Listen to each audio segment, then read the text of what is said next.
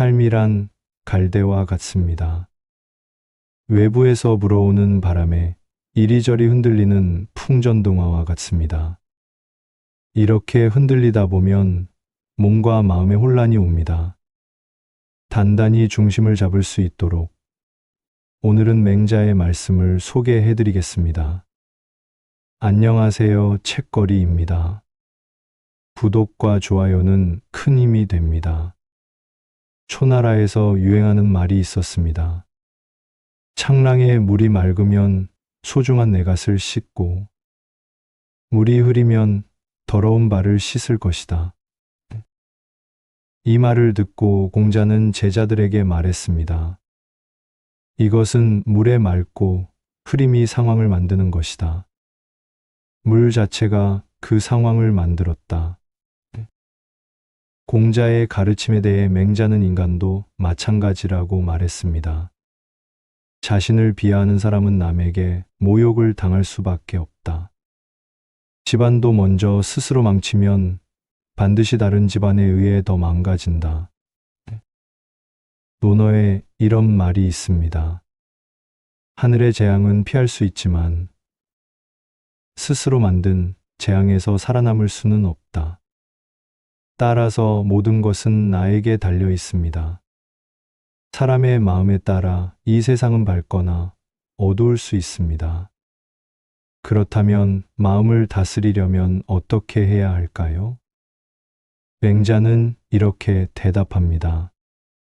의지는 마음의 엔진과 같다. 의지가 앞으로 나아갈 때 우리도 따라간다. 그러므로 우리가 의지를 한 방향으로 움직인다면 그 방향으로 움직일 수 있다. 마음이 동요하지 않도록 의지를 굳건히 바로 잡으세요. 풍년은 사람을 게으르게 만들고 흉년은 사람을 사납게 만듭니다. 같은 씨앗을 같은 시기에 심어도 땅과 농부의 수고에 따라 수확량이 달라집니다. 사람 역시 마찬가지입니다. 우리는 다르게 태어나는 것이 아닙니다. 환경과 자신의 노력이 곧 그 사람을 만드는 것입니다.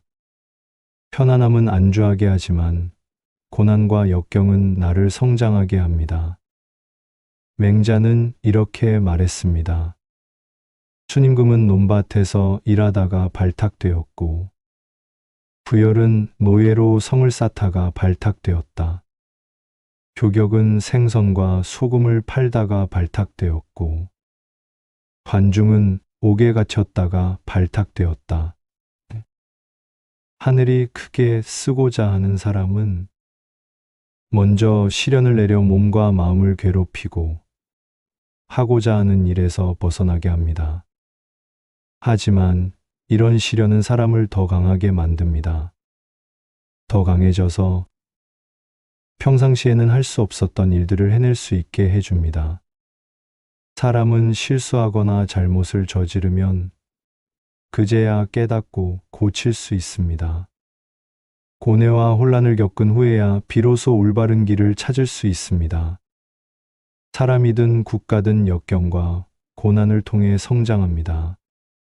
현재에 안주하는 사람이나 나라는 멸망으로 가는 길에 있다는 것을 명심해야 합니다. 어떤 사람들은 역경을 만나면 포기해 버립니다. 또 어떤 사람들은 역경을 디딤돌로 삼아 더 높은 곳으로 도약합니다. 역경에 직면한 사람의 태도가 곧 그 사람의 운명을 결정합니다. 고난은 사람에게 새로운 방법을 찾고 방향을 바꾸게 만들 수 있습니다.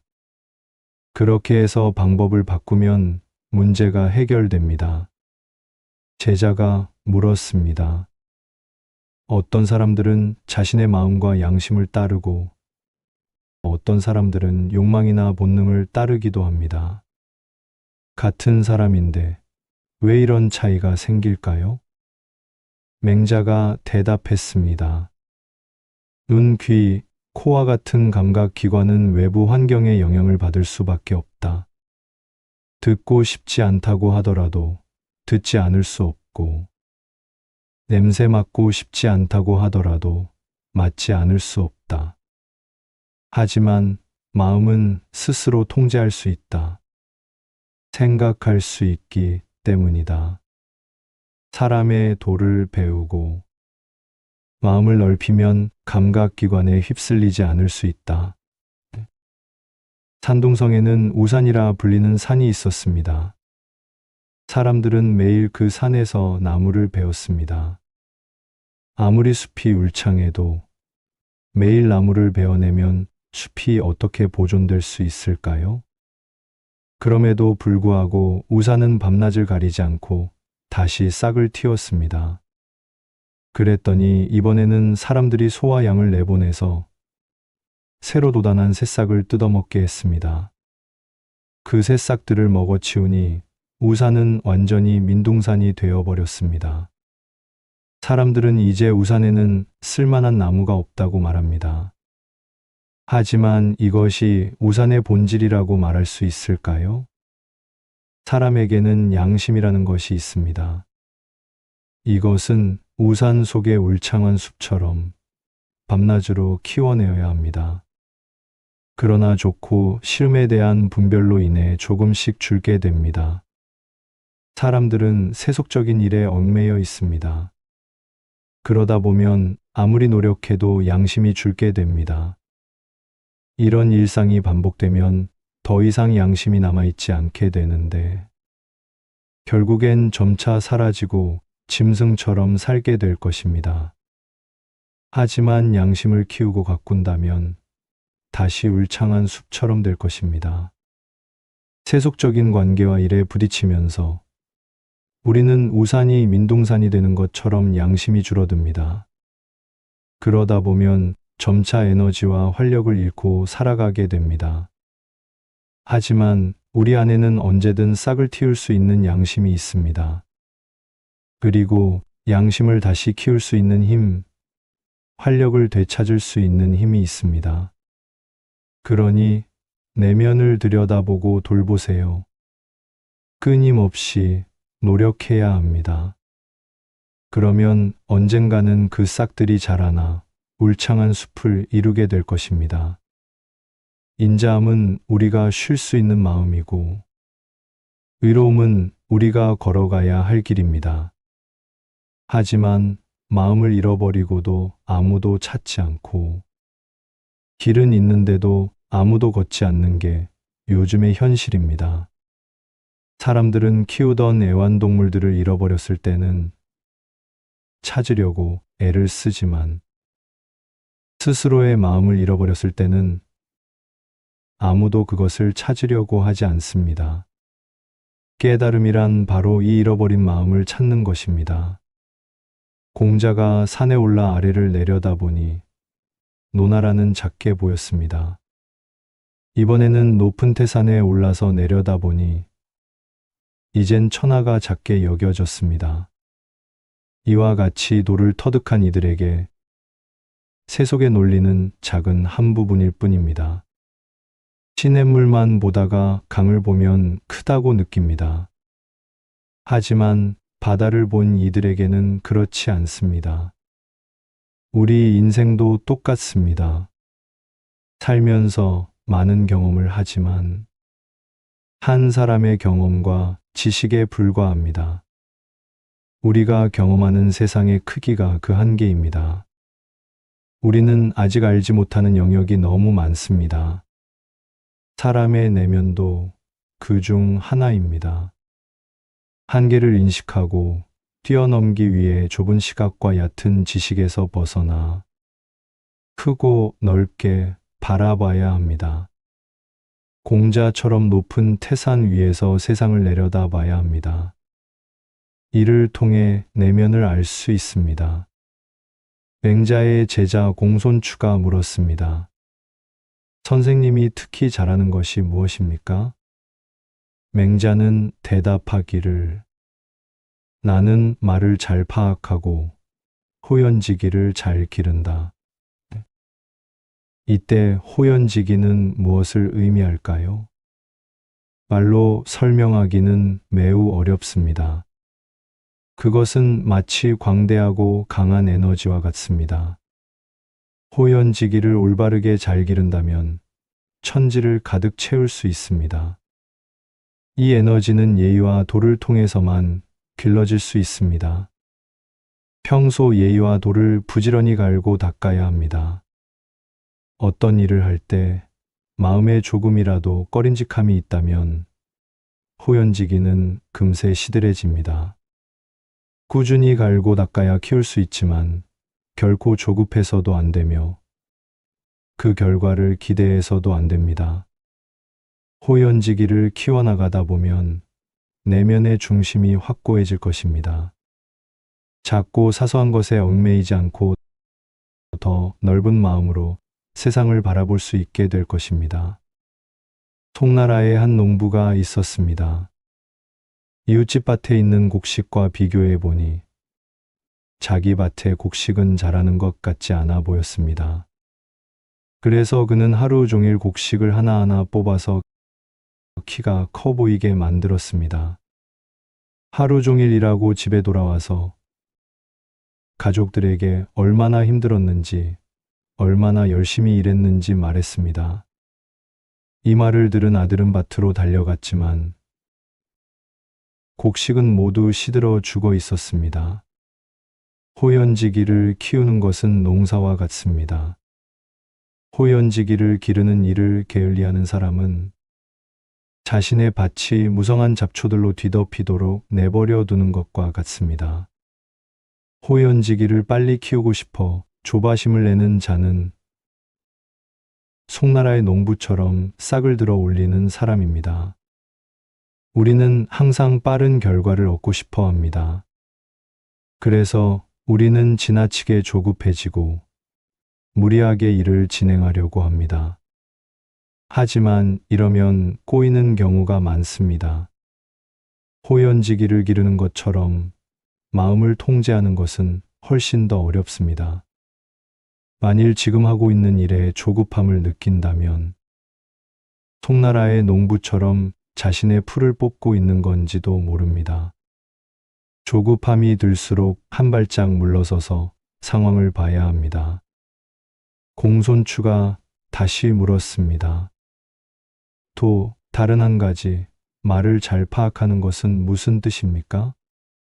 맹자가 대답했습니다. 편파적인 말을 들으면 그 뒤에 숨겨진 뜻이 보이고 지나치게 말을 늘어놓으면 거기에 무엇이 빠졌는지를 알며 이치에 맞지 않는 말을 들으면 도에서 얼마나 벗어났는지를 알고 핑계대는 말을 들으면 궁지에 몰렸다는 것을 안다. 말은 사람의 마음을 드러냅니다. 그러니 말을 통해 사람의 마음을 들여다볼 수 있습니다. 맹자는 서두르지 말라고 했습니다. 급한 사람일수록 빨리 그만두기 때문입니다. 모든 일은 우물을 파는 것과 같습니다. 아무리 깊게 파도 더 파내지 못해 샘물이 나오지 않았다면 그것은 그저 부덩이일 뿐입니다. 그렇다면 우리는 어떻게 살아야 할까요? 맹자는 활을 쏘는 사람처럼 살아라고 했습니다. 먼저 자신의 자세가 바른지 살피고 자세를 바르게 한 후에 활을 쏩니다. 쏘고 나서 명중하지 않더라도 다른 사람을 원망하거나 질투하지 않고 스스로 반성하며 자신을 되돌아보라고 했습니다. 항상 자신의 내면에 귀를 기울이고자 노력해야 합니다. 내면에 성찰하여 하지 말아야 할 것을 하지 마세요. 만약 스스로를 돌이켜보아 옳지 못한 일을 행하면 작고 하찮은 사람 앞에서 조차 두려움을 갖게 됩니다. 하지만 스스로를 돌이켜보았을 때 옳다면 그 어떠한 두려움이든 모두 이겨낼 수 있습니다. 세상의 모든 원리는 이미 우리 안에 있습니다. 오늘은 맹자의 말씀을 바탕으로 몸과 마음에 혼란이 올 때 단단히 중심을 잡을 수 있는 이야기를 전해드렸습니다. 지금까지 책거리였습니다. 감사합니다. 삶이란 갈대와 같습니다. 외부에서 불어오는 바람에 이리저리 흔들리는 풍전등화와 같습니다. 이렇게 흔들리다 보면 몸과 마음에 혼란이 옵니다. 단단히 중심을 잡을 수 있도록 오늘은 맹자의 말씀을 소개해 드리겠습니다. 안녕하세요. 책거리입니다. 구독과 좋아요는 큰 힘이 됩니다. 초나라에서 유행하는 말이 있었습니다. 창랑에 물이 맑으면 소중한 내 갓을 씻고 물이 흐리면 더러운 발을 씻을 것이다. 이 말을 듣고 공자는 제자들에게 말했습니다. 이것은 물에 맑고 흐림이 상황을 만드는 것이다. 물 자체가 그 상황을 만들었다. 공자의 가르침에 대해 맹자는 인간도 마찬가지라고 말했습니다. 자신을 비하하는 사람은 남에게 모욕을 당할 수밖에 없다. 집안도 먼저 스스로 망치면 반드시 다른 집안에 의해 더 망가진다. 논어에 이런 말이 있습니다. 하늘의 재앙은 피할 수 있지만 스스로 만든 재앙에서 살아남을 수는 없다. 따라서 모든 것은 나에게 달려 있습니다. 사람의 마음에 따라 이 세상은 밝거나 어두울 수 있습니다. 그렇다면 마음을 다스리려면 어떻게 해야 할까요? 맹자는 이렇게 대답합니다. 의지는 마음의 엔진과 같다. 의지가 앞으로 나아갈 때 우리도 따라간다. 그러므로 우리가 의지를 한 방향으로 움직인다면 그 방향으로 움직일 수 있다. 마음이 동요하지 않도록 의지를 굳건히 바로 잡으세요. 풍년은 사람을 게으르게 만들고 흉년은 사람을 사납게 만듭니다. 같은 씨앗을 같은 시기에 심어도 땅과 농부의 수고에 따라 수확량이 달라집니다. 사람 역시 마찬가지입니다. 우리는 다르게 태어나는 것이 아닙니다. 환경과 자신의 노력이 곧 그 사람을 만드는 것입니다. 편안함은 안주하게 하지만 고난과 역경은 나를 성장하게 합니다. 맹자는 이렇게 말했습니다.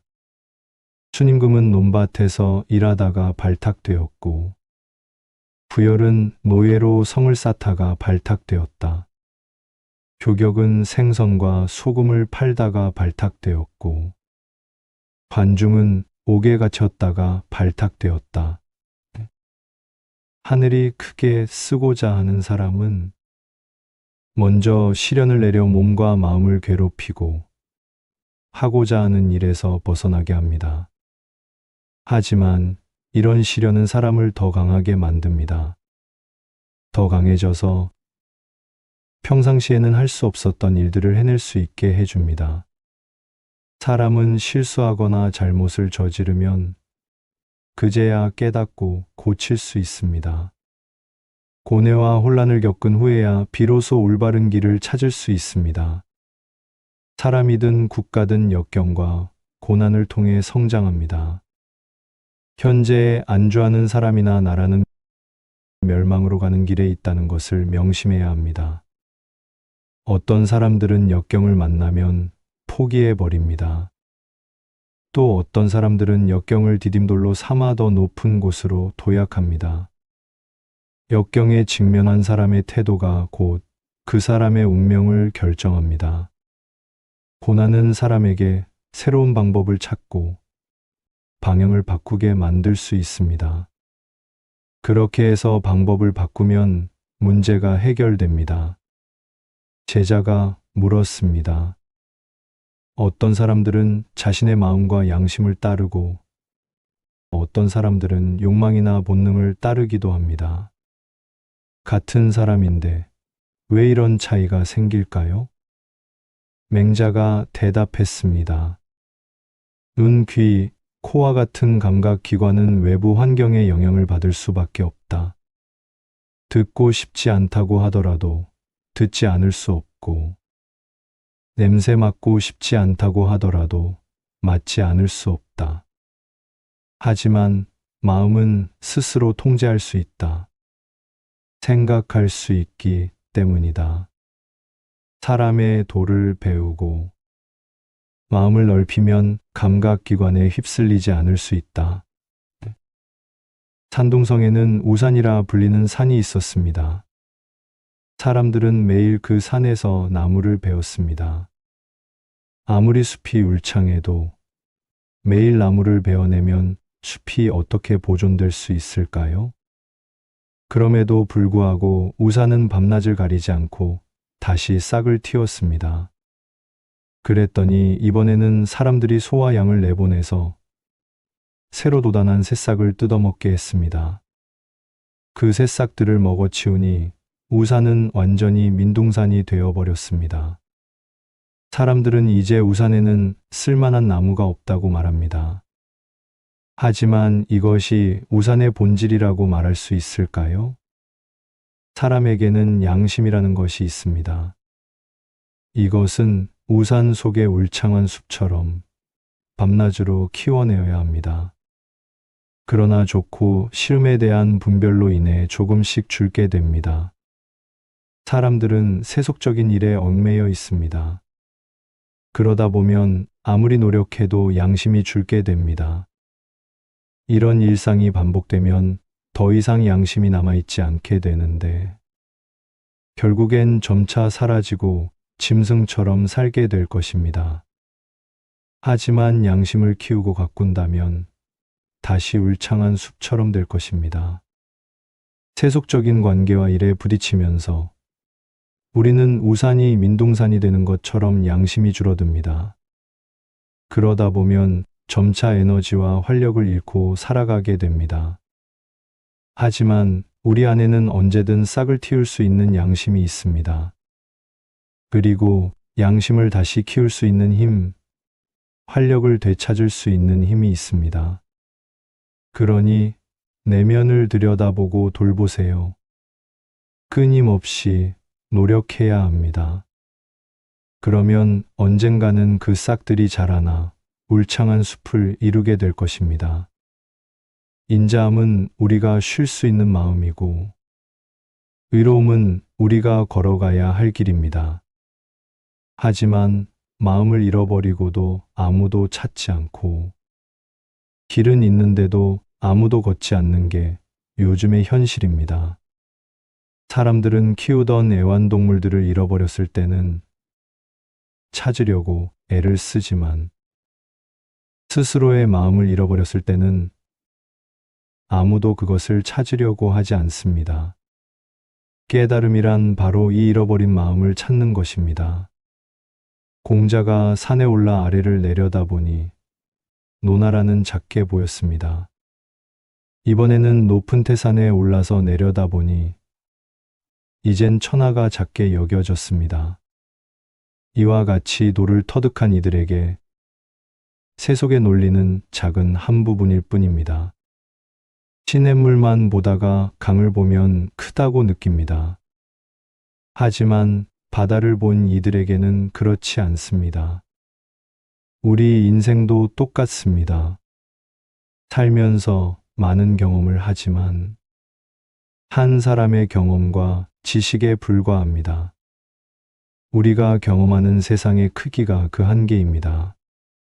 우리는 아직 알지 못하는 영역이 너무 많습니다. 사람의 내면도 그 중 하나입니다.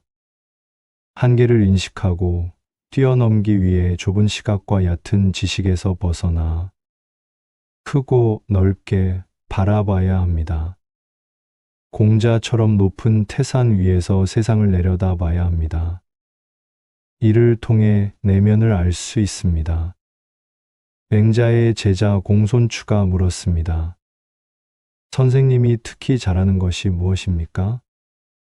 맹자는 대답하기를, 나는 말을 잘 파악하고 호연지기를 잘 기른다. 이때 호연지기는 무엇을 의미할까요? 말로 설명하기는 매우 어렵습니다. 그것은 마치 광대하고 강한 에너지와 같습니다. 호연지기를 올바르게 잘 기른다면 천지를 가득 채울 수 있습니다. 이 에너지는 예의와 도를 통해서만 길러질 수 있습니다. 평소 예의와 도를 부지런히 갈고 닦아야 합니다. 어떤 일을 할 때 마음에 조금이라도 꺼림직함이 있다면 호연지기는 금세 시들해집니다. 꾸준히 갈고 닦아야 키울 수 있지만 결코 조급해서도 안 되며 그 결과를 기대해서도 안 됩니다. 호연지기를 키워나가다 보면 내면의 중심이 확고해질 것입니다. 작고 사소한 것에 얽매이지 않고 더 넓은 마음으로 세상을 바라볼 수 있게 될 것입니다. 송나라에 한 농부가 있었습니다. 이웃집 밭에 있는 곡식과 비교해 보니 자기 밭에 곡식은 자라는 것 같지 않아 보였습니다. 그래서 그는 하루 종일 곡식을 하나하나 뽑아서 키가 커 보이게 만들었습니다. 하루 종일 일하고 집에 돌아와서 가족들에게 얼마나 힘들었는지, 얼마나 열심히 일했는지 말했습니다. 이 말을 들은 아들은 밭으로 달려갔지만 곡식은 모두 시들어 죽어 있었습니다. 호연지기를 키우는 것은 농사와 같습니다. 호연지기를 기르는 일을 게을리하는 사람은 자신의 밭이 무성한 잡초들로 뒤덮이도록 내버려 두는 것과 같습니다. 호연지기를 빨리 키우고 싶어 조바심을 내는 자는 송나라의 농부처럼 싹을 들어 올리는 사람입니다. 우리는 항상 빠른 결과를 얻고 싶어 합니다. 그래서 우리는 지나치게 조급해지고 무리하게 일을 진행하려고 합니다. 하지만 이러면 꼬이는 경우가 많습니다. 호연지기를 기르는 것처럼 마음을 통제하는 것은 훨씬 더 어렵습니다. 만일 지금 하고 있는 일에 조급함을 느낀다면 송나라의 농부처럼 자신의 풀을 뽑고 있는 건지도 모릅니다. 조급함이 들수록 한 발짝 물러서서 상황을 봐야 합니다. 공손추가 다시 물었습니다. 또 다른 한 가지, 말을 잘 파악하는 것은 무슨 뜻입니까? 맹자가 대답했습니다. 편파적인 말을 들으면 그 뒤에 숨겨진 뜻이 보이고 지나치게 말을 늘어놓으면 거기에 무엇이 빠졌는지를 알며 이치에 맞지 않는 말을 들으면 도에서 얼마나 벗어났는지를 알고 핑계대는 말을 들으면 궁지에 몰렸다는 것을 안다. 말은 사람의 마음을 드러냅니다. 그러니 이 말을 통해 사람의 마음을 들여다볼 수 있습니다. 맹자는 서두르지 말라고 했습니다. 급한 사람일수록 빨리 그만두기 때문입니다. 모든 일은 우물을 파는 것과 같습니다. 아무리 깊게 파도 더 파내지 못해 샘물이 나오지 않았다면 그것은 그저 부덩이일 뿐입니다. 그렇다면 우리는 어떻게 살아야 할까요? 맹자는 화를 쏘는 사람처럼 살아라고 했습니다. 먼저 자신의 자세가 바른지 살피고 자세를 바르게 한 후에 화를 쏩니다. 쏘고 나서 명중하지 않더라도 다른 사람을 원망하거나 질투하지 않고 스스로 반성하며 자신을 되돌아보라고 했습니다. 항상 자신의 내면에 귀를 기울이고자 노력해야 합니다. 내면에 성찰하여 하지 말아야 할 것을 하지 마세요. 만약 스스로를 돌이켜보아 옳지 못한 일을 행하면 작고 하찮은 사람 앞에서 조차 두려움을 갖게 됩니다. 하지만 스스로를 돌이켜보았을 때 옳다면 그 어떠한 두려움이든 모두 이겨낼 수 있습니다. 세상의 모든 원리는 이미 우리 안에 있습니다. 오늘은 맹자의 말씀을 바탕으로 몸과 마음에 혼란이 올 때 단단히 중심을 잡을 수 있는 이야기를 전해드렸습니다. 지금까지 책거리였습니다. 감사합니다.